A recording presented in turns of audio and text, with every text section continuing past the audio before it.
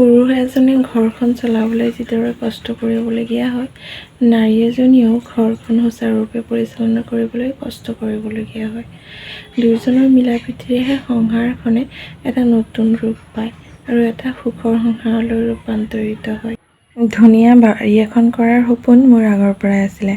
আমাৰ ভেটিটোত জেগা কম হোৱাৰ বাবে সেয়া সম্ভৱ হৈ নুঠিলে যদিও মই ঘৰৰ আগফালে অকণমান জেগা ৰাখি থৈছিলোঁ, যাতে তাত মই অকণমান খেতি বাতি বা গছ পুলিও ৰুব পাৰোঁ।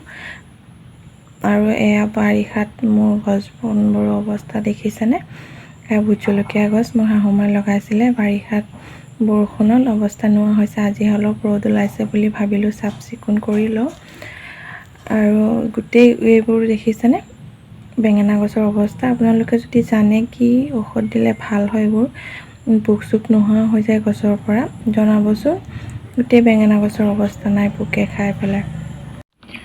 আৰু বছৰেকত দুবাৰকৈ লগা আম গছ পুলি এজোপা লগাইছিলোঁ, আৰু এয়া চাইছেনে আমৰ কুলি আহিছিলে, সৰি পৰিলে। আৰু এইফালে দেখিছেনে এয়া মধুৰি আম গছ, ইয়াৰ মধুৰিবোৰো সৰি পৰিলে। প্ৰথম লাগিছে কেলে জানো সৰি পৰিলে।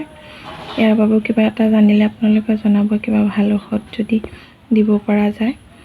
আৰু এইফালে গৰম যিহেতু বহুত বেছি, সেয়ে ভাবিলোঁ চৰ্বত অকণমান খাই লওঁ। আৰু মোৰ গছৰ পৰাই নেমু উঠাই দিছোঁ ভণ্টিক চৰ্বত বনাবলৈ। ভাবিলোঁ ভণ্টিয়ে চৰ্বত বনাই আনোতে মই আৰু বাকী যিখিনি আছে চাফা কৰি লওঁ। ৰ'দ বহুত পৰিছে, কিন্তু উপায় নাই, নিজৰ কাম যিহেতু কৰিবই লাগিব। আৰু এইকেইদিন মই ঘূৰি ফুৰোঁতেই গ'ল, আলহী খাওঁতে খাওঁতে, আৰু এতিয়াহে টাইম পাইছোঁ আচলতে চাফ চিকুণ কৰিবলৈ। আৰু বহুত দিন হৈ গ'ল যিহেতু বৰষুণৰ কাৰণে বহুত গছ বনবোৰ গজিলে। ৰ'দ পৰিলেও কি কৰিম আৰু, এই ৰ'দতে কৰিব লাগিব, নহ'লে আকৌ কেতিয়া বৰষুণ আহি যায় ঠিক নাই। এইফালে বতাহ বলি আছিলে, আৰু দেখিছেনে ভণ্টিয়ে সেয়া চৰ্বত বনাই লৈ আনিলে। সেয়ে মই ভাবিলোঁ চৰ্বত অকণমান খাই লওঁ আৰু অকণমান জিৰাই লওঁ। তাৰপিছত আকৌ এইফালে বেটাৰ গা ধোৱাৰ টাইমো হৈ গ'ল, গতিকে তাক গাও ধুৱাব লাগিব। ঘাঁহ বনবোৰৰ লগত যিহেতু মৰাপাট শাকো আছে, গতিকে সেইকেইটাও মই এক্সট্ৰাকৈ বাছি লৈছোঁ শাক ভাজিম বুলি। আৰু এয়া দেখিছেনে সৰু সৰু মৰাপাট গছবোৰ।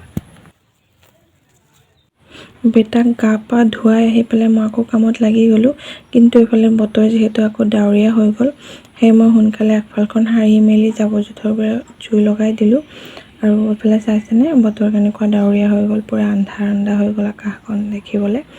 আৰু এটোপাল দুটোপালকৈ বৰষুণো পৰিব ল'লে।